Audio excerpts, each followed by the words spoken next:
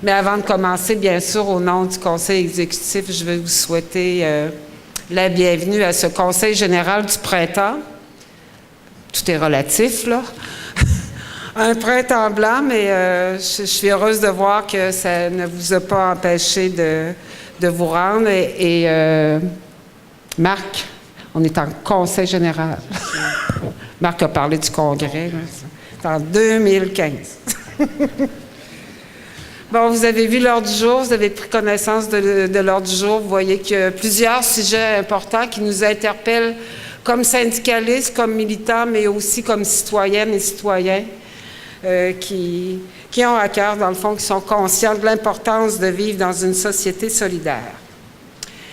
Les temps que nous vivons sont loin d'être tout repos pour les organisations syndicales et nos membres. Ils sont également source de profonde anxiété pour toutes celles et ceux pour qui la justice sociale est une valeur fondamentale. Il faut regarder ce qui se passe autour de nous, au Québec, au Canada, comme ailleurs dans le monde, pour faire le triste constat partout que la justice sociale est bafouée et piétinée par des gouvernements qui semblent avoir oublié leur raison d'être, qui semblent avoir oublié leur rôle d'État. Il est devenu courant de voir des gouvernements élus par le peuple vite se retourner contre ce même peuple pour lui imposer de durs sacrifices pendant qu'on épargne de tout effort supplémentaire la classe minoritaire des plus fortunés. C'est le cas dans bien des pays à travers le monde et dans une certaine mesure au Canada et au Québec. Le gouvernement Harper, on aurait longtemps à dire, à Ottawa, ne dirige certainement pas ce pays en ayant à cœur les intérêts des gens ordinaires. Je pense même qu'il n'en a rien à foutre. Ce gouvernement-là se comporte comme s'ils avaient décidé de livrer une guerre ouverte aux travailleuses et travailleurs et aux organisations syndicales qui les représentent. Avec l'adoption de la réforme de l'assurance-emploi, les conservateurs sont devenus les pires ennemis du peuple. Nous pensions avoir tout vu après l'odieux vol de caisse de l'assurance-emploi perpétré par les libéraux d'alors, de Jean Chrétien et de Paul Martin, mais maintenant Harper est en train de faire la démonstration que sa gang et lui peuvent faire pas mal pire. Des libéraux aux conservateurs, nous sommes passés de l'ère des voleurs à celui des saccageurs parce que la réforme de l'assurance-emploi n'est pas une réforme, c'est littéralement un saccage, une action de vandalisme d'État masquée sous l'apparence d'une loi. Ce gâchis représente l'attaque la plus vile menée par un gouvernement fédéral contre les intérêts socio-économiques de notre population, puis on n'a pas le choix, on va se battre jusqu'au bout contre cette réforme-là. Ce n'est pas pour rien que le mouvement de résistance, d'ailleurs, lancé par les organisations syndicales contre le gouvernement Harper, est en train de s'élargir, au point de réunir dans les mêmes rangs des acteurs moins habituels. Les organisations syndicales, bien sûr les mouvements, les groupes d'action chômage, mais maintenant la table des élus de l'Est du Québec, la Fédération des municipalités, l'Union des municipalités, l'Union des producteurs agricoles, puis on risque d'en voir d'autres en cours de route. On va même interpeller la Fédération des commissions scolaires. Donc, c'est loin d'être fini. À la CSQ, vous l'avez vu avec nos partenaires de la Coalition québécoise contre la réforme de l'assurance-emploi, nous allons nous battre jusqu'au bout pour faire reculer le gouvernement Harper. Quand je dis « nous », évidemment, j'entends « nous, vous ». Hein, vous, nous, donc tout le monde ensemble, les militants, mais aussi nos membres. Des centaines de milliers de membres, on va être interpellés au cours du mois d'avril, au mois de mai, on va y revenir. D'ailleurs, on a un point lors du jour pour vous inviter à cette grande mobilisation. Parce que la réforme de l'assurance-emploi menace le bien individuel, le bien familial et le bien collectif. On a voulu nous faire croire que c'est une attaque contre les chômeurs, mais ce n'est pas juste contre les chômeurs, c'est pas contre les chômeurs, c'est contre les travailleuses et les travailleurs, et on doit se lever pour faire reculer ce gouvernement. La prochaine bataille, on en a parlé un peu au dernier Conseil général, mais ça semble s'organiser, c'est celle de la formule RAND. Hein, parce que dans la bataille sur l'assurance-emploi, vous avez vite vu le premier ministre Harper dire, bon, c'est les syndicats qui font de la désinformation. Donc, s'attaquer aux syndicats, s'attaquer aux organisations syndicales, c'est vraiment le meilleur moyen d'arriver à leur fin. Et cette offensive est écrite dans le ciel, qui se prépare. C'est une grande offensive pour s'attaquer à la Formule RAMQ. En faisant cela, Stephen Harper poursuit un objectif clair, nous affaiblir, parce qu'on est les seuls groupes progressistes organisés en mesure de s'opposer aux dérives de droite de son gouvernement. Et puisque c'est bien connu que l'argent, c'est le nerf de la guerre, et la Formule RAMQ risque d'être la prochaine cible des conservateurs. Je m'arrête là d'ailleurs parce qu'on va pouvoir en faire une bonne part dans la conjoncture. Je pense que la morale du gouvernement Harper se résume ainsi. Il n'y a jamais assez de transparence lorsque l'argent sert à la défense des intérêts des travailleuses et des travailleurs, des chômeurs et des plus vulnérables de la société. Mais lorsqu'il s'agit de défendre les privilèges des plus riches et des plus puissants, l'argent peut provenir de sources occultes, peu importe. Mieux encore, le gouvernement subventionne même indirectement les généreux donateurs en leur permettant de recevoir des reçus de charité aux fins d'impôt. Comme quoi, la lutte des classes est loin d'être terminée et c'est le gouvernement fédéral lui-même qui participe en supportant financièrement la classe la plus puissante et la plus riche. Je vous informe tout de suite en terminant sur le gouvernement Harper et je m'en excuse à l'avance. Vendredi, je ne serai pas avec vous. Le Congrès du travail du Canada a invité les leaders syndicaux à un grand sommet. D'habitude, ça se passe au Canada. Là, on a invité les grands leaders syndicaux et du Canada et du Québec, dans le fond, pour faire le point en fonction des attaques sur la sécurité des organisations syndicales et des attaques qui s'en viennent pour préparer ensemble un vaste plan de campagne ou une stratégie pour contrer les offensives et les attaques du gouvernement Harper. Donc, je pense que c'est un rendez-vous important dans notre action syndicale et c'est pour ça que je vais m'absenter. C'est pour une bonne cause, pour la nôtre. Maintenant, au Québec, peut-être qu'on peut qualifier la situation moins alarmante, mais c'est quand même inquiétant. On le dit, on le répète, c'est un gouvernement qui était peut-être pavé de bonnes intentions, mais ces bonnes intentions ont été vite remisées. Force est de constater que ce n'est pas parce que nous sommes débarrassés des libéraux que nous nous sommes sortis du bois. Depuis son élection, le gouvernement Marois a vite remisé son discours centre-gauche pour se ramener vers le centre-droit.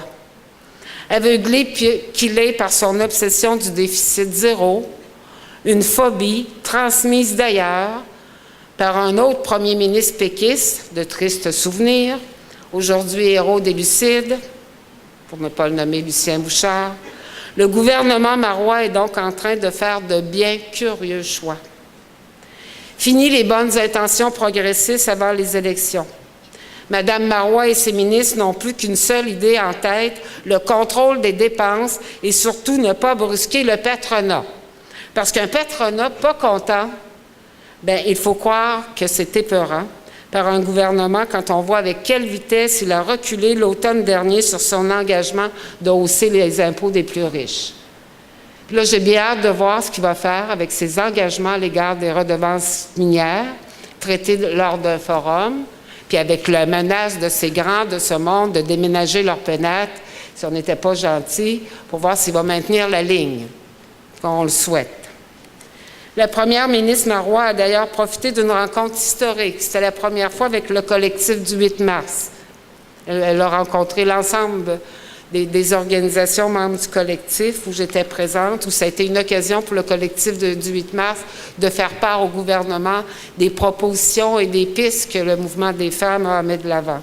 Mais c'est là qu'on a vu encore une fois un constat déplorable que son gouvernement, même s'il est favorable aux valeurs ou aux propositions qu'on met de l'avant, bien, il s'est laissé menotter par des politiques de déficit zéro et nous a demandé de prendre notre mal en patience.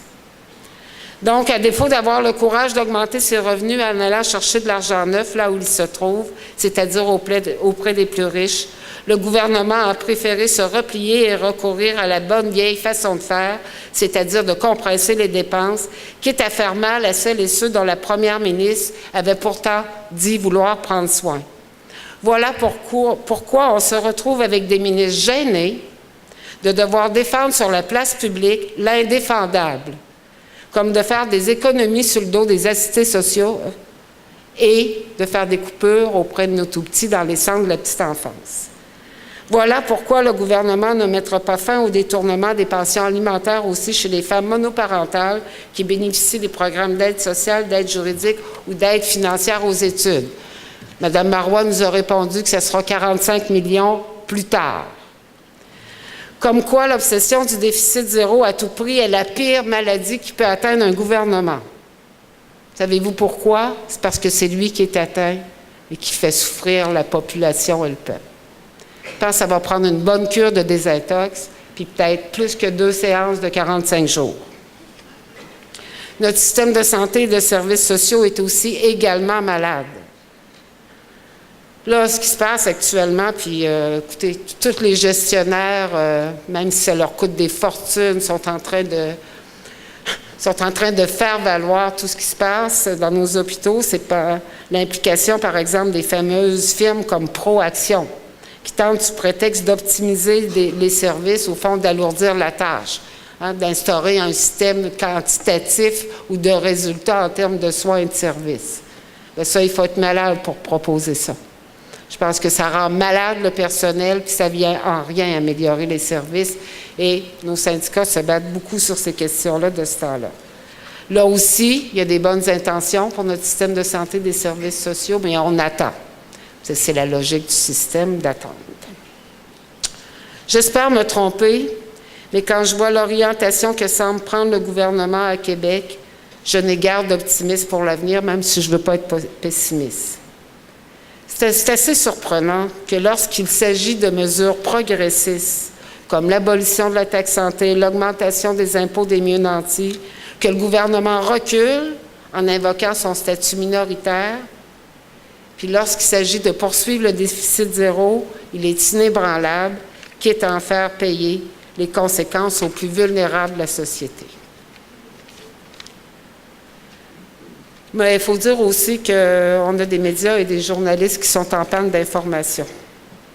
Que l'injustice est sans nul doute plus facile à semer et à entretenir pour des gouvernements lorsqu'ils sont surveillés par des médias qui renoncent de plus en plus à jouer leur rôle essentiel en démocratie de quatrième pouvoir. Quand je vois des médias et des journalistes renoncer eux-mêmes durant plusieurs heures à leur devoir de nous informer pour surveiller une cheminée, et à l'apparition d'une fumée blanche, comme s'il ne se passait rien de plus important, alors l'injustice sociale a beau jeu de s'étendre. Là, on a eu plein la vue, la fumée blanche. La papale et la libérale, dans la même semaine. Mais ça n'a pas empêché les médias de parler d'un autre personnage que vous connaissez bien, Éric Duhaime. Éric Duhaime qui s'est senti l'obligation de nous instruire. J'aurais aimé ça vous le montrer là, en écrivant un pamphlet intitulé « Libérez-nous des syndicats ». Je ne vous invite pas à le lire. Mais ça coûte cher, peut-être qu'ils vont l'avoir à la bibliothèque, en tout cas au moins empruntez-le. Éric Duhaime qui prétend que les syndicats ont fait leur temps, mais qui est incapable d'en faire une démonstration sérieuse, si ce n'est qu'en mettant bout à bout la litanie des peurs et des préjugés habituels dignes du bonhomme 7 heures. Duhaime a même la naïveté de prévenir le lecteur dès la première page de son pamphlet qu'il ne doit pas s'attendre à trouver des citations ou des sources quelconques. Il n'y en a pas. Comme d'autres disciples de la foi libertarienne, le cofondateur de Réseau Liberté, il faut savoir qui il est, Québec, est convaincu de détenir la vérité. Il dit même « ça n'engage que moi, c'est mon opinion personnelle ». Il ne ressent donc plus l'obligation de rien démontrer. Il lui suffit de proclamer sa vérité avec l'arrogance propre à celui qui est certain d'avoir raison et de se citer lui-même si nécessaire. Éric Duhaime sait très bien qu'il n'a guère besoin d'un gros argumentaire pour attaquer les syndicats. De toute façon, que peut-il craindre des médias? Sans compter que ça fait l'affaire de leurs riches et puissants propriétaires, les Desmarais et Pellado, et surtout des forces de droite qui y trouvent indéniablement leur intérêt. Duhem, qui s'est porté à la défense du régime Pinochet en commission parlementaire à Québec, pousse maintenant l'audace jusqu'à encenser Maurice Duplessis, le père de la grande noirceur du Québec. À ne pas lire. Je ferme la parenthèse, il en vaut peut-être pas autant la peine qui mérite qu'on en parle autant, mais c'est quand même pour démontrer, puis on le verra dans la conjoncture, c'est pas innocent ces attaques-là. Libérer des syndicats, la formule RAN, ça s'inscrit en droite ligne avec ce qui se passe ailleurs, aux États-Unis, en Europe, puis on aura l'occasion d'en discuter tout à l'heure. D'ailleurs, je suis allée en Moldavie, j'achève là, c'est un peu long, hein? On va revoir ça. Je suis allée en Moldavie, en Europe de l'Est, là, pour les amateurs de Tintin. Tintin et le spectre de Tokar, c'est pas en Moldavie que ça se passe, c'est en Sildavie. Mais en Moldavie, en Europe de l'Est, au fond, c'est avec le comité syndical francophone de l'éducation et de la formation. C'est un comité qu'on a créé il y a 25 ans, créé des alliances avec les syndicats francophones des autres pays. Et c'était de voir, dans le contexte de la politique mondiale, comment finalement ça se traduisait, particulièrement en éducation et chez le personnel. Puis on le voit, dans le cas de la crise, les enseignantes et les enseignants de partout déplorent leurs conditions de travail et la dévalorisation de leur profession. C'est des situations qui sont dénoncées à haut cri, et même nos collègues de la France sont aux prises avec une grave pénurie de main-d'œuvre, l'abolition de la formation initiale, puis l'embauche sans qualification de plusieurs personnels pour faire le travail. Donc, les gouvernements, là aussi, prêtent la voix ou l'oreille à la finance et à la droite et réclament des politiques d'austérité à la sauce néolibérale. En tout cas, la valorisation de la profession prend tout son sens et j'ai profité de cette occasion là-bas, où on était fiers de nous recevoir quand même pour parler de la campagne actuellement de valorisation menée par notre fédération, la FSE.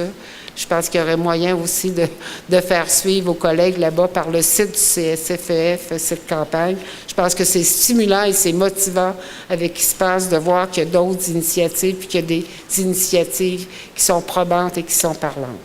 Au Québec, on a eu aussi une belle initiative. Pour la première fois à vie, la Fédération des comités de parents a initié une coalition. C'est sous sa gouverne de divers acteurs. Et vous avez bien compris que pour la CSQ et ses fédérations du réseau scolaire, la FSE, la FPPE et la FP2S, on s'est joints à cette coalition. Et une coalition pour réclamer rien de moins que de cesser les compressions en éducation et de faire en sorte que l'éducation soit une priorité nationale au Québec. Donc, je pense que les messages sont clairs à l'égard de ce gouvernement. Ce qu'on revendique, c'est un gouvernement qui prend la part du peuple et qui veut définitivement en finir avec sa politique obsessive du déficit zéro pour investir une fois pour toutes dans les services publics et les conditions d'exercice du personnel. On aura un grand rendez-vous bientôt, en avril, le rendez-vous de la petite enfance, qui se veut un rendez-vous international. 300 personnes déjà d'inscrites. C'est une occasion pour nous de faire valoir la force que nous sommes en petite enfance, mais aussi de faire valoir que la CSQ est un chef de file en éducation de la petite enfance à l'université et tout au long de la vie. Fait que c'est un rendez-vous, on vous y invite. Je suis quand même optimiste, très optimiste, parce que la semaine prochaine, il y a un réseau des RAM, réseau d'action, mobilisation des responsables. Jamais vu, on bat un record. Plus de 150 personnes inscrites à date. Beaucoup de jeunes, beaucoup de nouveaux, qui sera leur première négo, à commencer à préparer la dernière négociation. Bien, moi, ça m'inspire. Je trouve ça engageant. C'est parce que ça veut dire que dans nos rangs, dans nos syndicats, il y a du monde qui sont prêts à dire c'est important ce qui se passe, c'est important ce qu'on vit autour de nous, c'est important de s'investir, puis de voir comment on peut le faire avec les expériences qui sont variées des jeunes, des plus expérimentés, parce que je pense que la moitié seront à leur premier rendez-vous. Donc, je salue tous les syndicats qui ont mobilisé les troupes pour être présents, puis je suis certaine que ça va être gagnant, parce qu'on n'a pas le choix de baisser les bras, il faut être debout. C'est pas toujours facile de convaincre. D'ailleurs, merci pour l'accueil que vous nous avez donné et votre participation à la tournée du Conseil exécutif qui s'achève. Ça a été un moment fort de se parler de nos priorités d'action, mais surtout de regarder comment on peut les mettre en œuvre. Vous nous avez dit le renouveau syndical, c'est une priorité. Vous avez raison, parce qu'il faut absolument renforcer cette capacité d'action, renforcer notre légitimité dans le but d'être plus fort pour affronter toutes les attaques qui nous menacent. Je vous remercie, vous souhaite un bon Conseil général.